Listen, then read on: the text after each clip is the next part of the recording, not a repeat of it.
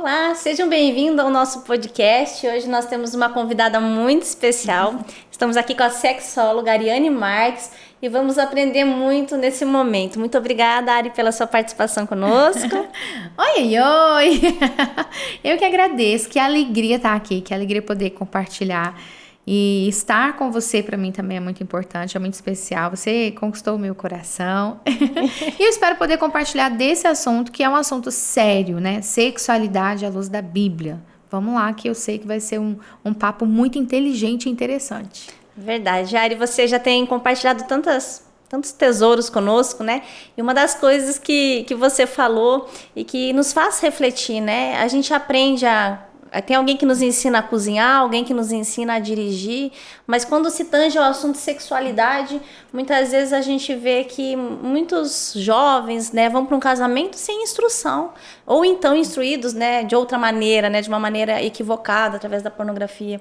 Então, assim, o quanto é importante, o quanto você vê a importância realmente de uma boa instrução na área da sexualidade, como isso pode contribuir para o desenvolvimento de um casamento saudável. Se puder falar um pouquinho. Amém. Assim, a OMS, Organização Mundial de Saúde, ela chega a afirmar que a saúde sexual, ela interfere até na saúde mental do indivíduo como um todo, né? Como um todo.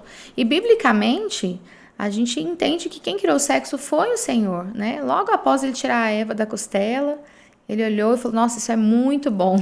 Em seguida, ele diz, crescer e multiplicar e encher a terra. Né? Não teria outra forma de crescer, multiplicar, sem sexo. Deus estava falando, vá fazer sexo.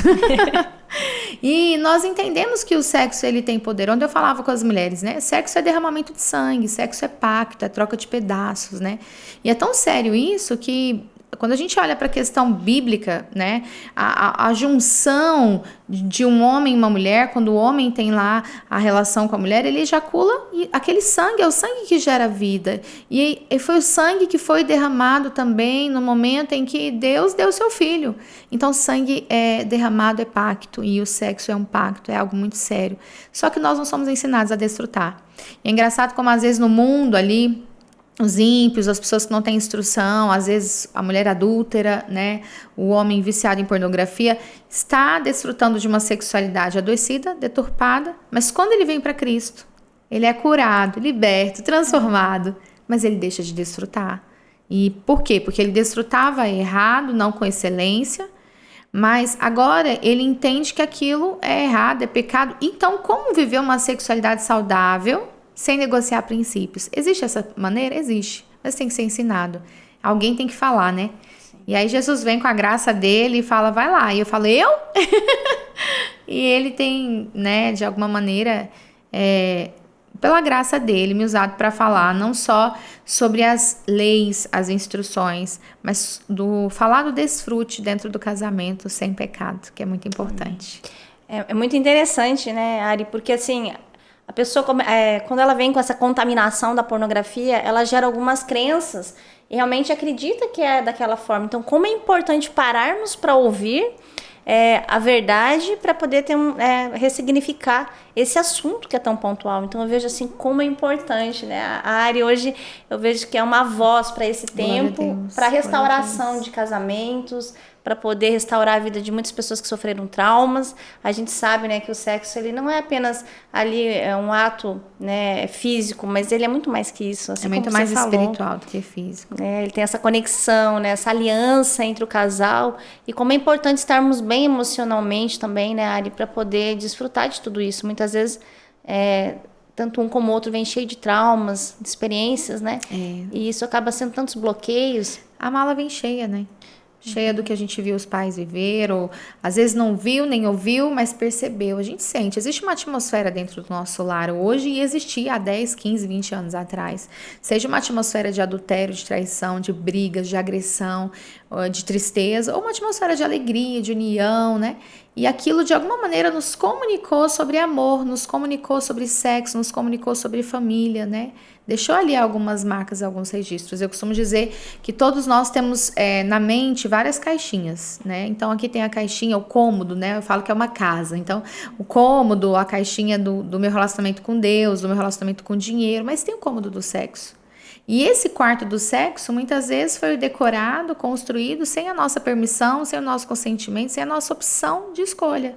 Veio através de uma mãe que falou: seu pai é um nojento, fica se esfregando em mim. E a filha falou: ai, homem é nojento. Meu pai é nojento, então homem é nojento. Homem só quer isso.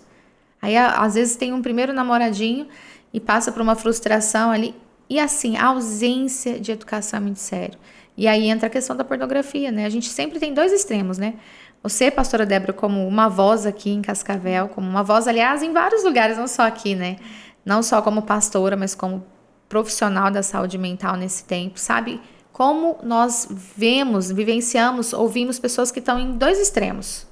Ou no extremo da religiosidade, ai, é pecado, misericórdia, isso é coisa de mulher safada, isso não pode, ou aquele extremo de tudo é errado, tudo é pecado, o moralista. Ou no outro extremo, que é tudo pode, Deus fez para o casal, entre quatro paredes tudo pode. O outro extremo, onde a pornografia é o que aquece a relação, só que não aquece, tá, gente? Queima, detona, a gente pode até entrar nisso um pouquinho mais na frente. Então, esses extremos não habita Deus. Nós temos que estar no equilíbrio, alinhados com o propósito, alinhados com o céu. Deus criou o sexo para que o homem e mulher, casados, desfrutem de prazer, muito prazer, com santidade. Deus deu ao ser humano um corpo com terminações nervosas para que esse fosse um momento de realmente deleite, desfrute. E não precisa do pecado para isso, né? É o que nós precisamos aprender dia após dia. Sim, a gente vê que existe uma luta, né, Ari, assim, do inimigo mesmo contra as famílias. E eu falo assim que a pornografia é algo que, de alguma forma, traz um grande prejuízo. Acho que é o maior vício que nós temos hoje, acho que se chama pornografia. Estava vendo alguns dados, a média da exposição hoje de uma pessoa à pornografia em torno dos 6 anos de idade. Isso aí já deve até, se for atualizar, acho que já tá bem menos, né, a idade para as pesquisas atuais, né, se a gente fosse atualizar. Então é algo muito grave. Hoje a gente vê as crianças, elas com acesso a tanta tecnologia e elas estão sendo expostas. Isso constrói futuramente um adulto ali viciado em masturbação, com essa ideia do sexo totalmente deturpada. E aí a gente vai vendo, né, os malefícios. Se você puder, você escuta tantas mulheres, se você puder compartilhar um pouco, né, desse dano que a pornografia traz, dessa... Eu ouvi uma vez, achei muito interessante, que a pornografia, ela plastifica a relação sexual, porque os parceiros, eles acabam ali, né, o esposo, a esposa começam a se preocupar em ter uma performance, não em ter prazer. E isso acaba trazendo muito dano na relação. Então, se você puder falar um pouquinho daquilo que você tem ouvido das mulheres, dos homens, é possível vencer esse vício, né? Se puder abordar um pouco isso, acredito que é muito importante. Amém. Eu até quero pedir, você que está vendo esse podcast, eu quero te pedir, você precisa encaminhar isso para outras pessoas. Compartilhe isso com outras pessoas, porque aqui estão sendo ditas verdades, né, que quebram maldições, verdades que libertam, verdades que abrem os olhos, que destravam a nossa mente para o melhor de Deus e principalmente para a purificação, para a limpeza. Primeiro, entender, né, que pornografia não aquece a relação. Eu quero que todos vocês que estejam nos ouvindo, né, entendam o quanto isso é sério. Um instituto americano de neurologia, eles estudaram por 7 anos a mente de alguns homens que consumiam pornografia, homens e mulheres, tá? Tinha 2 mulheres na pesquisa. Era ao todo 10 pessoas e 2 eram mulheres. E homens e mulheres que não consumiam nenhum tipo de pornografia. Durante aquele período de pesquisa, observou-se várias coisas. Diz a pesquisa que o consumo em pornografia diminui uma grande quantidade de massa cinzenta do lado esquerdo do cérebro, prejudicando a plasticidade neural. Gera burrice. Fica burro. Sabe aquele homem que estava dirigindo bem e de repente ele começa a bater a roda do carro? Não é porque ele está envelhecendo, é porque ele está realmente sofrendo danos neurais. Isso gera danos na plasticidade dos neurônios. Isso é muito sério. As pesquisas também vão dizer várias coisas, como, por exemplo, mais um mal, né? O nosso comportamento, ele é espelhado. Então, inconscientemente, a gente tem ali no cérebro, claro, os neurônios espelhos. Então, a gente compara, não é maldade, é inerente do ser humano. Você compara o cabelo, a pele, você compara a roupa, você compara o ambiente. Quando um homem traz uma mulher para ver um videozinho, ou vice-versa, quando o casal tá ali, eles estão mostrando para o outro um outro tipo de genital, um outro tipo de movimento, um outro tipo de maneira, de gesto. Isso, além de gerar a sensação de que tá insaciado, sabe? Parece que faltou alguma coisa. Termina o sexo e o casal tá assim, faltou alguma coisa. Parece que faltou. Faltou porque o seu cérebro viu algo totalmente diferente do que você viveu. Então você tá com a sensação de inatingível, sabe, insaciável. Parece que não foi o que eu esperava. E o pior, a comparação te faz também passar a ver o outro como algo que não é o que você queria. Porque inconscientemente isso vai distorcendo. E há estudos que chegam a afirmar que pessoas que veem pornografia acabam desenvolvendo desejo sexual por pessoas do mesmo sexo. Então você é treinado a ver com naturalidade, porque a pornografia é assim, você começa a assistir, o ser humano começa a assistir um homem e uma mulher. Daqui a pouco não é o suficiente. Daí ele vai assistir 3, depois 5, depois com animal, depois com criança, depois... Eu fico pensando, aquele médico anestesista que fez aquilo, ele tirou aquilo de onde? Do desenho do Tio Patinhas da nossa época? Do Chaves? Não. Então, tem uma raiz, né? Tem uma raiz. E a raiz de destruição do ser humano hoje, infelizmente, é a falta de conhecimento para se libertar daquilo que te destrói. Eu ouvi uma vez do bispo J.B. Carvalho, aquilo que te domina é o seu senhor. Aquilo que te governa é o seu senhor. A pornografia, ela destrói a relação. Eu poderia ficar aqui só falando dos males, né? E por último, né? Eu vou citar o homem, porque pesquisas afirmam realmente que há mais homens viciados do que mulheres, mas isso serve para os dois. O estímulo da pornografia é um estímulo tão forte no cérebro que ele gera uma súbita de dopamina. Automaticamente é quase impossível um homem que tem possibilidade de ter ereção não ter uma ereção. Então, pastora, o homem tem ereção. O que ele vai fazer? Ele vai se masturbar. Então, ele vai ali no órgão genital dele, força, pressão e velocidade. Eu gosto de deixar isso claro e repetir, porque é didático. Nenhuma vagina vai ter a força de uma mão. Nenhum quadril vai ter uma velocidade de uma mão. E o homem está treinando o cérebro dele, o sistema genitoneural, rápido. Ejaculação precoce. O maior treinador para ejaculação precoce é a pornografia. Então, assim, são muitos males, né? Alimenta a indústria pornográfica, alimenta a indústria... Gente, é triste. É muito triste, né? Eu ia falar isso, né? É muito importante, né? Quem está nos ouvindo saber que isso... Eu falo assim que a pornografia, ela financia a pedofilia, né? Então, é algo muito grave. É algo realmente que a gente precisa parar para falar sobre isso. Acredito que a gente ter as nossas decisões muito claras. Você abordou ontem, né, sobre a média das... a gente é a média das 5 pessoas que nós convivemos. Então, se às vezes as amizades que você tem te apresentam isso, né, a gente tem que ter esse posicionamento para preservar realmente a nossa família, a pureza, né, a bênção e o prazer verdadeiro do nosso casamento. Então, às vezes vai ter que cortar alguns relacionamentos, vai ter que... deixar de seguir algumas pessoas, bloquear, sair de alguns grupos. Eu costumo dizer, com muito carinho para os homens, né, você não precisa provar para nenhum amigo que você é macho, ficando em algum grupo do WhatsApp. Você precisa provar para sua mulher que você é macho, para os seus filhos que você é um homem íntegro, que tem hombridade, sabe? Tem homens que ficam em grupos para provar que é homem, que mulher não manda nele. Sai disso, né? E assim, uma coisa muito importante, eu acho, da gente falar, né? O que é melhor? Um seios, um cheiro, uma cintura, o cabelo ou uma mão, uma tela de celular? É muito triste como as pessoas deixam de viver algo esplêndido, delicioso, que Deus criou, para viver algo que nitidamente não tem Deus, não tem presença de Deus ali. Eu tive programa em rádio, eu tive programa em TV e tive em rádio. Eu tive um período na TV Gênesis e depois passei por 2 rádios. E eu tive um programa numa rádio em Brasília chamada Fé FM. E eu entrevistei uma ex-atriz pornô. E na época era Facebook, não tinha Instagram ainda.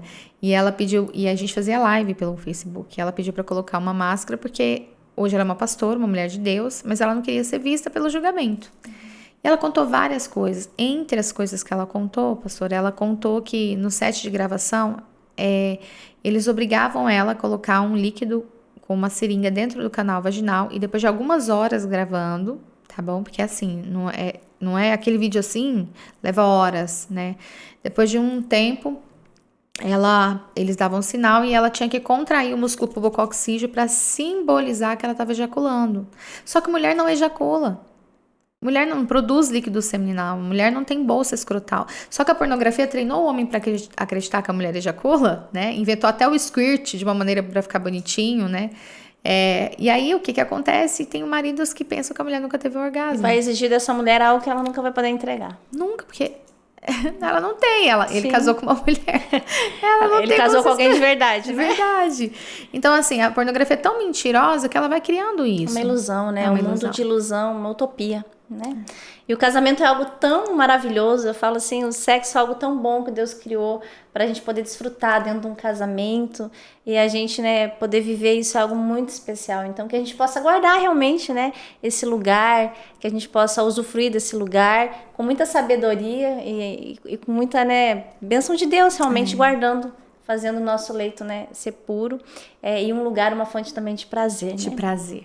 Isso, prazer. Senão a gente fica também só, né, com essa visão, né, da pureza, que é fato, mas também é uma fonte de prazer, onde você se deleita com o seu esposo. Fala um pouquinho pra nós aqui, Ari, sobre isso, né, o que a mulher pode fazer, né, pode deixar algumas dicas aí para as mulheres.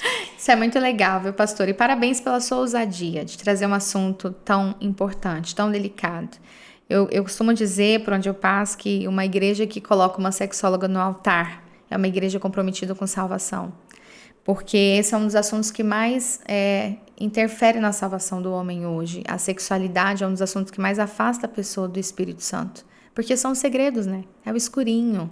Então, quando é revelado, de fato é quebrado mesmo. Amém. Deus permite e deseja que você, homem e mulher casado, casal assim, casadinho, tenha muito prazer. Sexo é um presente mesmo. E quando a gente fala que não fomos ensinadas, de fato, nem o homem foi ensinado e nem a mulher, né? O homem, a maioria, o pouco que sabe, aprendeu com a pornografia. E é um erro, é uma mentira, é uma ilusão. A mulher, o pouco que sabe, aprendeu com o marido, né? Algumas viveram algumas outras experiências, mas precisamos aprender a ter prazer. E assim, ter prazer começa na mente. A gente comete o erro de achar que é no genital, que é no clitóris, que não. Começa aqui, né? O que você pensa sobre sexo? Quais as historinhas você conta pra você? Nós temos várias histórias mentirosas que a gente alimenta desde a infância ou na fase da adolescência e a gente vai trocando essas histórias sem perceber. Então, assim, é muito importante você ter uma conversa franca com você mesmo e dizer, opa, peraí, eu não vou ser usada pelo meu marido, eu vou ter prazer porque eu mereço. Eu vou fazer sexo porque eu nasci criada por Deus para fazer sexo. Quando a gente entende que Deus não criou o sexo para te punir, para acabar com a sua vida, para tirar a sua paz, não, Deus criou o sexo para você ser feliz, né? Eu brinco, foi para virar os olhinhos dentro do casamento. Então, quando eu quero ter prazer e quando eu entendo que Deus criou, eu tenho essa bênção, eu preciso entender que começa na mente. Quais os pensamentos que você tem? Pense positivo, sabe? Troca aquelas frases. Tem mulher que fala assim, ai, lá vem ele na mente. Tô tão cansada, ai, não aguento, vou inventar uma mentira. Mentira? O pai da mentira não mudou, né? Em vez de viver uma mentira, chama a existência uma verdade.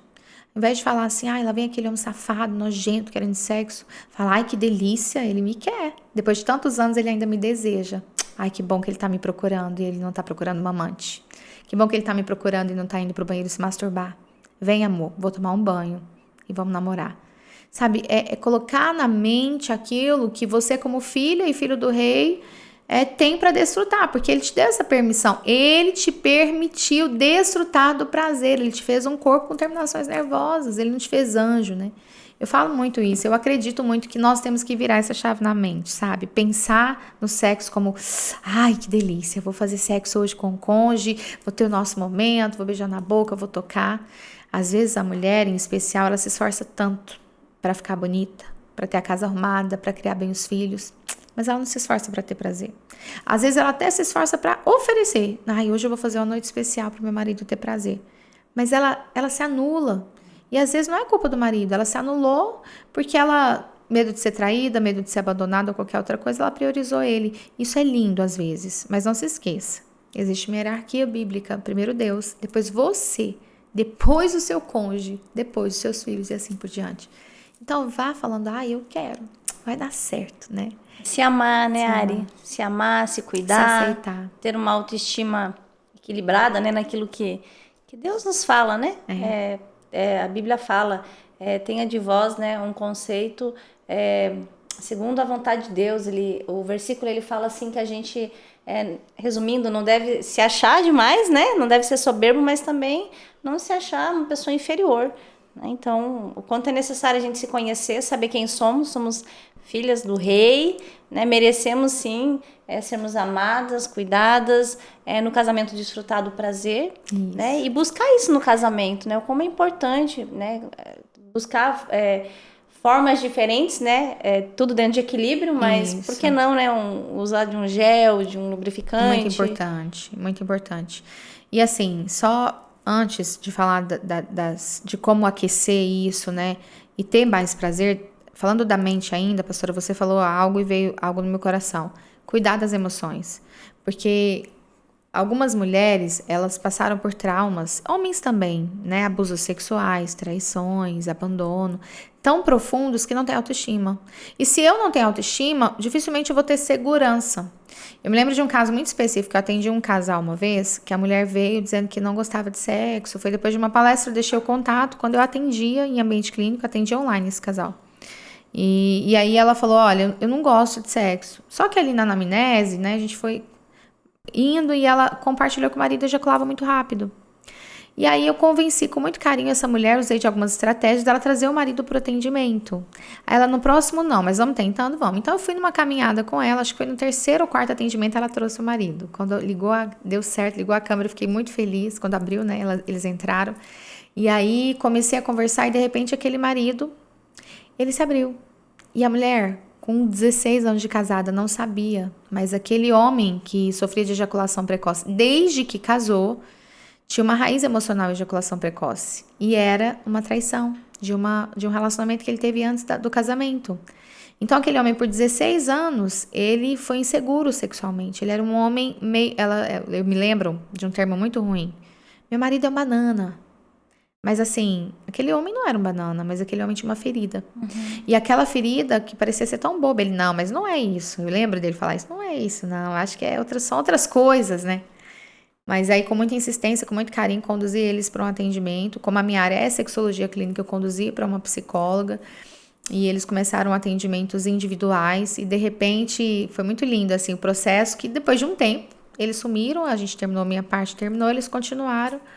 E eu recebo uma mensagem dela, dizendo, Ari, a gente percebeu que ele não tem mais ejaculação precoce. Ela falou, não me lembro como foi, quando foi.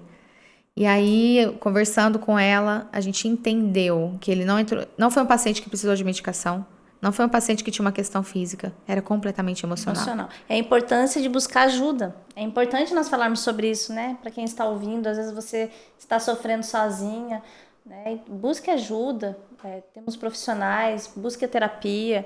Se você tem um discipulador na sua igreja, né? Compartilhe, peça auxílio, mas você pode abrir o seu coração, falar, né, das suas dores, das suas feridas, mas também é muito importante, até no contexto de igreja, a gente entender que tem profissionais que vão saber manejar isso, que vão poder te ajudar a te conduzir a um caminho de restauração nessa área. Porque muitas vezes ainda tem muito preconceito, né? Aquela coisa que terapia é pra louco, né? Psicólogo é pra doido, isso não existe. Eu gosto muito de diferenciar as coisas. Nós somos corpo, alma e espírito. Nós temos que ter 3 mentores nessa área. O nosso mentor maior é o Espírito Santo sempre. Por isso oramos, lemos a Bíblia, jejuamos, temos intimidade com ele. Mas na Terra a gente precisa de 3 mentores, né? Então, um mentor espiritual, sua pastora, seu líder, alguém que você vai contar tudo, que você vai se abrir. Um mentor a gente fala da alma, né, da psique, das emoções. Então, um psicólogo, um psicanalista, alguém que seja realmente, que tenha formação na área, alguém que estudou a área e que tenha os mesmos princípios que você. Ari, mas eu vou falar da minha vida inteira para 2 pessoas? Claro que vai, você fala para um monte de gente, você fala para amiga, para o vizinho. E às vezes nem percebe o que tá falando, né? E fala até o que não deveria, recebe conselho errado, fala para as pessoas certas. Fala para as pessoas certas, que faz muita diferença. E o terceiro é da saúde física, né? Um médico, um personal trainer, alguém que te ajude a ter saúde física. Agora, você falou de uma coisa muito legal, pastora. Você falou de aquecer, de esquentar, né? É engraçado como quando a gente quer ir para uma festa ou para alguma coisa, a gente investe numa roupa nova, né? Não é legal? Você vai no salão, hoje eu arrumei os cabelos, né? É muito legal. Faz a unha, o marido faz a barba, né? Quando a gente quer a casa mais organizada, a gente faz uma faxina, às vezes põe um quadro novo, compra um acessório novo. Mas qual foi a última vez que você investiu na sua vida sexual? Aí tem gente que vai falar, isso é errado, é pecado. Sim, sim. Tudo me é lícito, mas nem tudo me convém. Algumas coisas são inegociáveis, né? Tudo que separa o casal, o que oferece prazer para um único, eu não consigo ver Deus nisso. Eu acho que o prazer ele tem que ser sempre uma troca. Dois que se tornam uma só carne. Mas existem coisas necessárias, investimentos necessários, uma boa leitura, um bom livro. Pastor José Gonçalves, antes de escrever, eu hoje tenho um livro, mas antes de escrever meu livro, eu li um livro dele muito legal, um livro fininho, Sexualidade de Barro. Muito legal, super indico. Tem Entre Lençóis do Kevin Lehman. Tem o meu livro Sexualidade Plena, que não é nem um livro, é um curso. Tem ferramentas lá dentro, a instrução é bem legal. Leia. Outra coisa, vídeos. Procure, segundo a Bíblia, pessoas que falem disso, né? Vai lá no meu canal do YouTube também. Tem muito conteúdo, né, Ari? Tem muito conteúdo pra todo lá. mundo poder receber. Tem bastante. E produtos, um lubrificante, um gel excitante, né? Um gel prolongador para esse homem que ejacula muito rápido. A gente tem uma linha exclusiva, uma linha vegana. Tem o site, tem loja online, tá lá no Instagram. Então tem produtos para homem, tem produtos para mulher, tem todos para unir o casal. Um gel beijável para dar um beijo com gosto legal, né? Então, assim, tem algumas coisas que auxiliam muito. Tem mulheres sem libido. Às vezes passa um gel ali, a gente tem um gel ativador de libido bem legal, passa um pouquinho, a mulher dá uma despertada, dá uma vontade. Então, assim, nós temos hoje Deus usou químicos, né? O mesmo químico que Deus usou para criar um remédio para diabetes, que prolonga os anos de vida de uma pessoa que morreria mais cedo. Deus usou para criar o shampoo, o condicionador. Eu brinco, né? Tem demônio no seu shampoo? Que se não tem, também não tem no lubrificante, gente. Consagra, se você é religioso, consagra. Eu tenho a mania de consagrar as coisas. Eu consagro até as laranjas. Eu gosto, tá consagrado, não sei de onde veio. Amém. Mas sem religiosidade, né? Aquece, sabe? Faz uma noite especial. É importante. Isso traz um renovo, né? Traz algo diferente. Você mostra que você se importa. Você só investe naquilo que tem valor para você. Então, se o casamento tem valor, a gente precisa investir no casamento, né? Outro dia alguém falou assim: Ari, quantos por cento tem relevância o sexo no casamento? Qual a relevância do sexo no casamento, né? Uma porcentagem. E aí eu trouxe a minha visão disso, né? Como eu sempre digo, eu tenho muito que aprender. Mas nesses últimos, um pouco mais de 13 anos estudando a sexologia clínica e educacional, eu entendi algo. Quando a vida sexual de um casal, ela tá bem, não tem nenhum problema, tá tudo ok, tá com uma frequência legal e tudo, né? Ambos estão satisfeitos. Tem uma representatividade, quase não sai, representatividade, ali de uns 40%. Área, tudo isso é porque é a única coisa que sela o casamento. É a única prática que você não faz com o irmão, com o cunhado, com o sogro, com o pai, com o filho. O sexo é a única prática de amor que você só faz com o cônjuge. Então tem esse peso, né? Vamos colocar aí 35%, 40%. Se tá, tudo bem. Agora, se não tá, pode representar 80%, 90%. Casais se separam por questão sexual. É tão sério isso que se a vida sexual não tá, se você tem ido para a relação sexual com dor, incomodado, com vergonha, sem prazer, se você tá com uma frequência sexual ruim, tipo, a gente fica 30, 40 dias sem relação, tem alguma patologia? Não. Tem mais de 60 anos? Não. Tá errado. Tem alguma coisa muito errada aí. Porque o homem produz de 100 a 200 milhões de espermatozoides por dia, um homem saudável. Um homem saudável tem de 4 a 6 ereções na madrugada, sem estímulo nenhum, tá? São picos de produção de testosterona. O homem pode chegar de manhã, acorda de manhã com aquele negócio, né, querendo namorar, e a mulher fica furiosa, mas aquilo ali também é um sinal de picos de produção de testosterona na maioria dos homens. Então, o sexo é um presente de Deus para ser desfrutado. A gente sempre indica, né? Um casal saudável, que tem menos de 60 anos, no mínimo umas 3 vezes por semana aí vai namorar. No mínimo, 3 vezes por semana. Eu acho muito legal, né, Ari, que assim, a relação sexual aproxima muito o casal. Você vê na afetividade, diminui muito o estresse. Então, faz muito bem, né, gente? Então, quando a gente entende isso, né, a importância, quando a gente valoriza, a gente passa a olhar a relação sexual de outra forma. Então, é muito importante. Ari, fala um pouquinho daquelas mulheres que, às vezes, elas se sentem assim... A gente já falou um pouquinho sobre isso, mas na obrigação de sempre ter que corresponder àquele marido que procura muito. O que você pensa sobre isso? Compartilha com a gente, né? Se isso chega para você e como chega. Chega muito. Algumas mulheres, elas, após palestra ou até no Instagram, vêm, choram e dizem, olha, meu marido diz que meu corpo é dele, que eu sou obrigada a fazer, porque a Bíblia diz, em 1 Coríntios, enfim. E, infelizmente, alguns homens chegam a usar a Bíblia para manter relação sexual com as suas esposas. Só que o sexo, ele, por imposição, ele é considerado um tipo de abuso emocional, abuso físico. O sexo, ele é algo para ser conquistado, para ser despertado, não para ser imposto, não para colocar contra a parede. E a mulher não é obrigada a fazer sexo com o marido, sabe? Eu não quero... eu sei que a Bíblia vai dizer assim, o seu corpo é dele, o dele é seu, e vocês não podem se manter longe sexualmente, a não ser por mútuo acordo e por pouco tempo, né? Isso é o que a Bíblia diz. Mas a gente tem que entender uma coisa com muito carinho. Não é que você é obrigada, eu não gosto disso. Porque tudo que é obrigado gera peso. Mas é que eu tenho uma responsabilidade sexual. Porque quando eu caso, pastora, tem ali uma responsabilidade financeira. Se eu não pagar a conta de água, energia, internet, aluguel, prestação da casa, vai dar ruim, porque casou tem uma responsabilidade financeira, não é papai e mamãe que paga mais. Pelo menos não deveria ser, né? Mas quando você casa, você também assume uma responsabilidade sexual. Então, a partir do momento que você fala, eu só faço sexo quando eu quero, meu marido já entende. Tá errado, isso é menininha mimada. Procura ajuda médica, não é só quando você quer. Tem uma pessoa ali do outro lado que é sexual, que é criada por Deus para ter desejo sexual.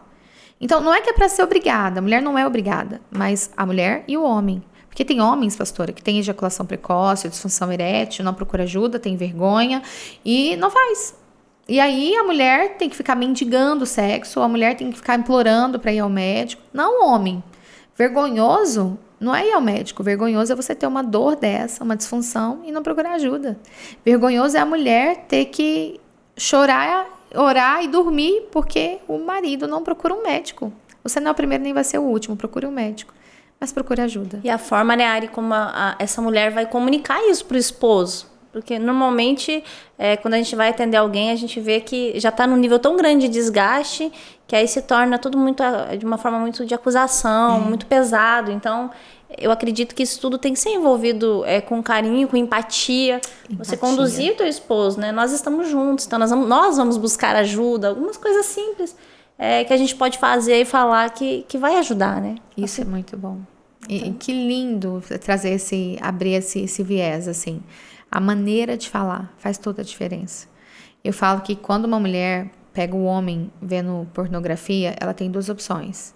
Ela tem a opção de empurrar ele pra vala e jogar a terra em cima e falar, e aí, diabo? Ele é nojento, ele é sem vergonha, ele não presta. Ou ela tem a opção, por mais que doa, de seguir o evangelho, que é o amor. Então, isso me feriu, eu me senti decepcionada. Mas eu tô com você, vamos nos livrar disso? Vamos colocar isso para fora, vamos procurar ajuda, vamos expulsar isso da nossa vida. E assim é a disfunção, e assim é a doença.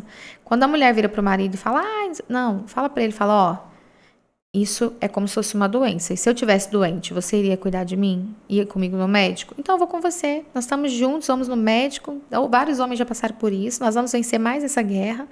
E vice-versa, né? Porque alguns homens reclamam que a mulher não tem libido.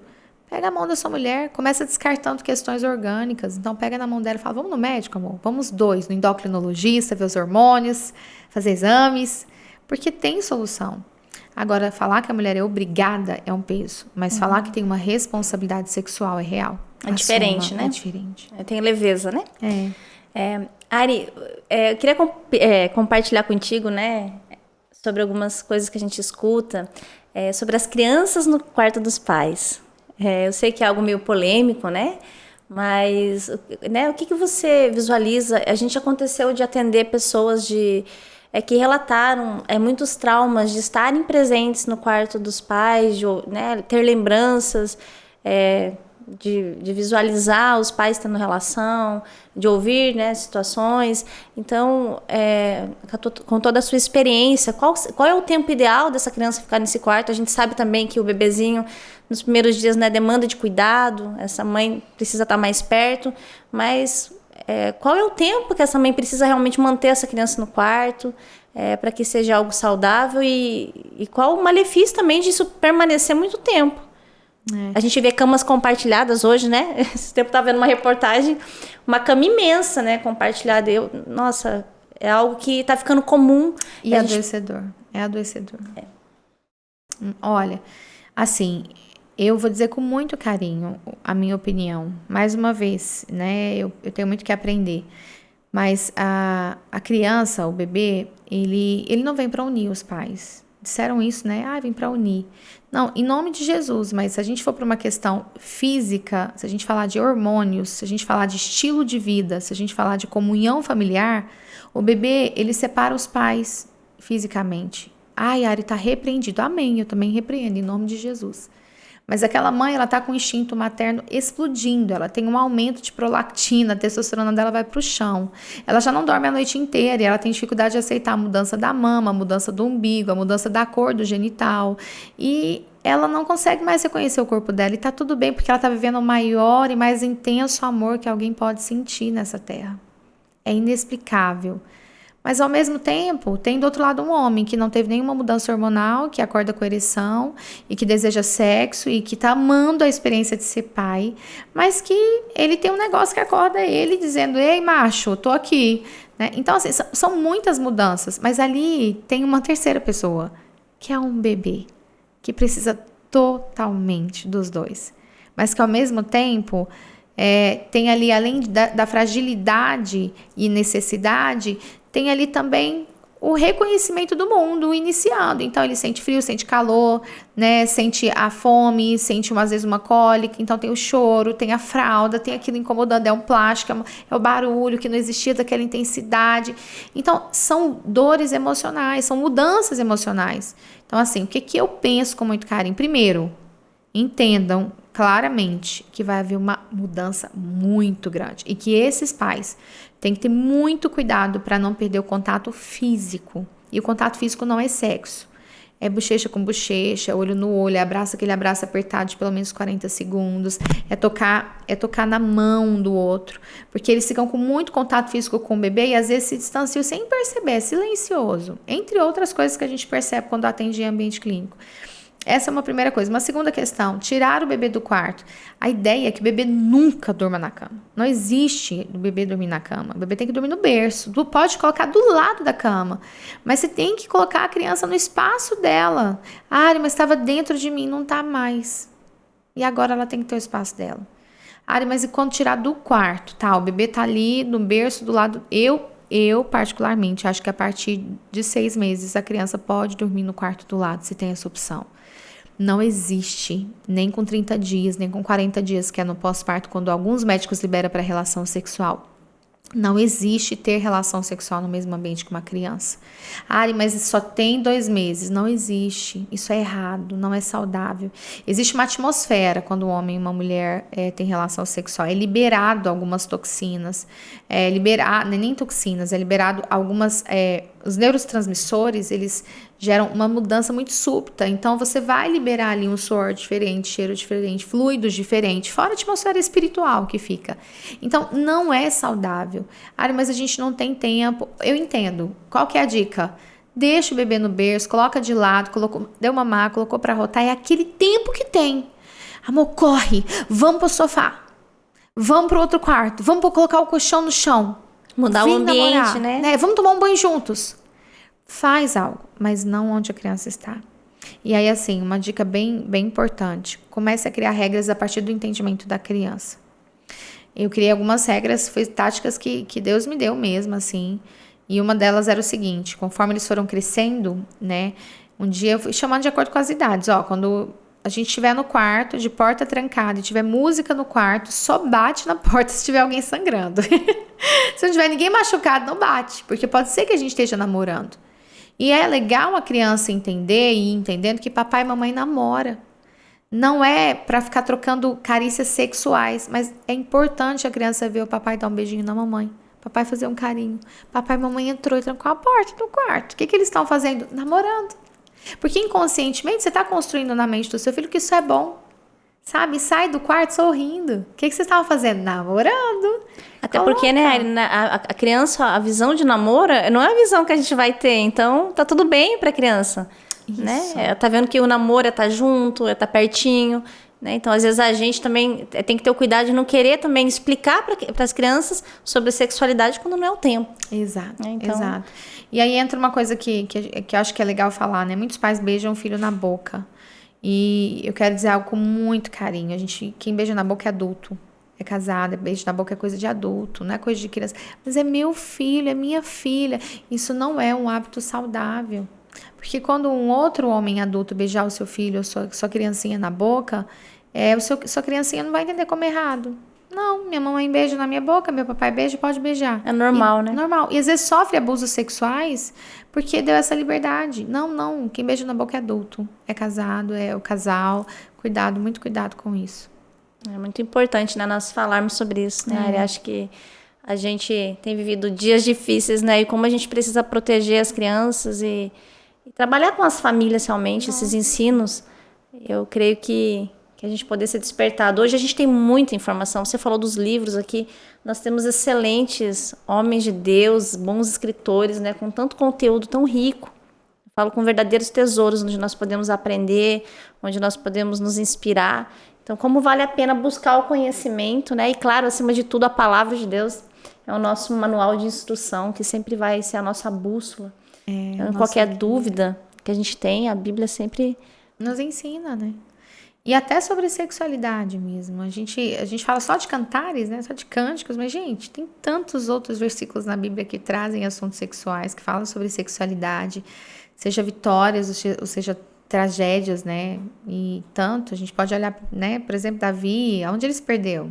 Foi no olhar, né? Foi no momento que ele olhou. E a gente pode olhar, são vários ensinamentos. Ler a Bíblia ajuda muito em todas as áreas, inclusive na vida sexual.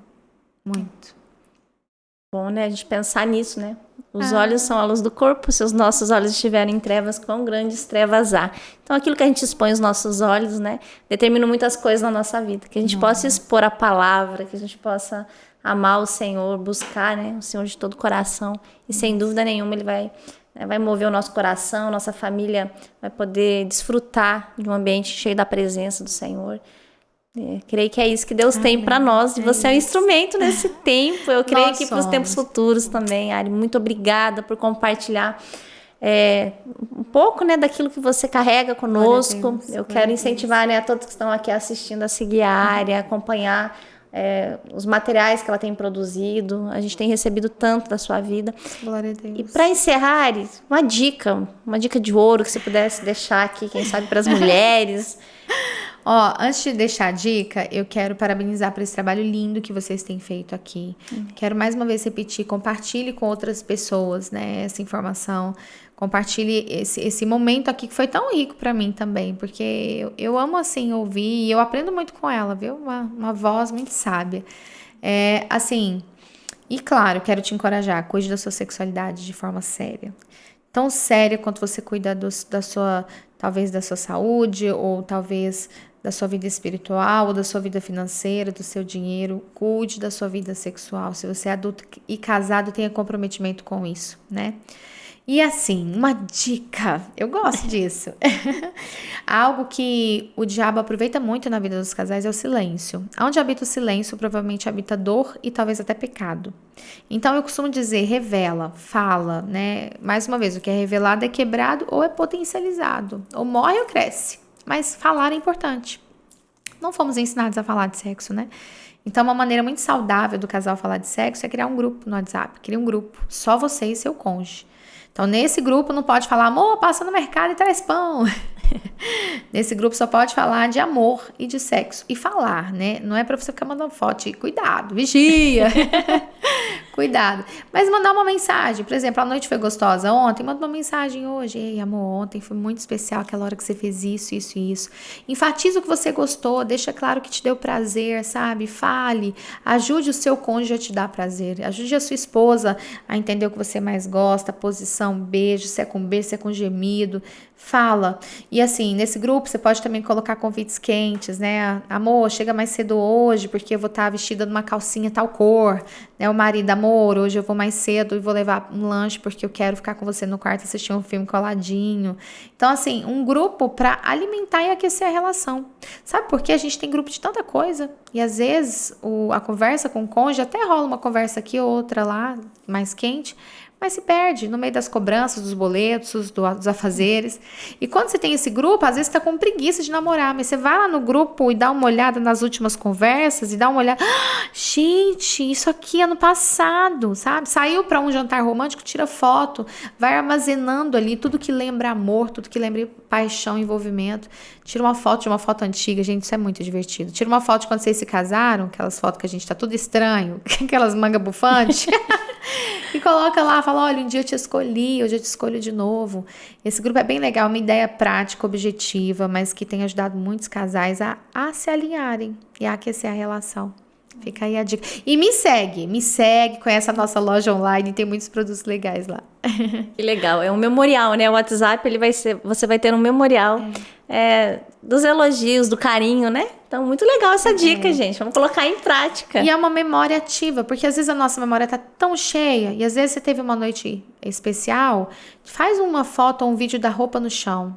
Porque se alguém vê a roupa no chão, uma criança, o que é isso? Mãe, roupa no chão. Pronto. Mas você não, você tem a lembrança. Cara, essa roupa no chão foi daquele dia que a gente fez daquele jeito. Ai, e o coração acelera. Às vezes o adultério acontece, não é só o diabo, mas é falta de calor. Porque aonde vai ficando frio, automático e mecânico, abre-se uma brecha para outra pessoa despertar esse calor. Não, que você e o seu cônjuge vivem uma vida sexual quente, com prazer, sem pecado aí. Amém, gente. Dicas de ouro aí pra gente. Muito obrigada, Ari, por compartilhar com a gente, contribuir. Eu espero que você tenha sido muito abençoado e tenho certeza que foi. Que a gente possa se ver logo mais nos próximos vídeos. Que você compartilhe essa mensagem, esse podcast com alguém. Tenho certeza que vai abençoar. Pode ser um instrumento de cura na vida de alguém que vai ouvir. Amém. Obrigada. Tchau, tchau. Até mais, gente.